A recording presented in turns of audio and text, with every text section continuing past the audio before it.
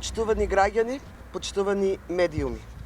Социјалдемократскиот сојуз на Македонија го реафирмираше ставот на партијата даден пред граѓаните на Босилово, Василево и Ново село во однос на постапката за отварање на рудник во Иловица, исклучувањето на договор за концесија од страна на владата на Никола Груевски и ДПМНЕ во време кога Мицковски беше негов советник.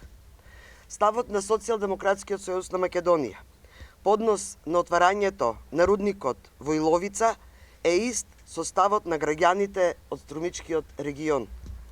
Владата предводена од Социјалдемократскиот сојуз на Македонија и надлежните институции нема да дозволат отварање на рудник во Иловица без консултација и одобрение од граѓаните, од локалното население, без запазување на целата постапка и без исполнување на сите стандарди за животна средина согласно постојното законодавство усогласено со европското. Струмичкиот регион е земјоделски крај. Струмичкото плодно поле е извор на екзистенција на илјадници семејства. Владата преку политиките и програмите на Министерството за земјоделство, шумарство и водостопанство покажа и докажа како треба да се поддржи земјоделието и земјоделците.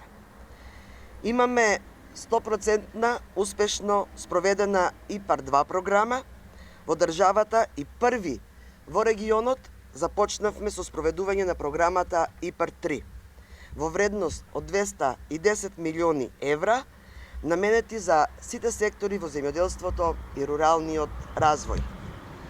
Тоа значи дека кога станува збор за земјоделието и здравјето на граѓаните, нам, како Социјалдемократски сојуз на Македонија, тоа ни е највисок приоритет.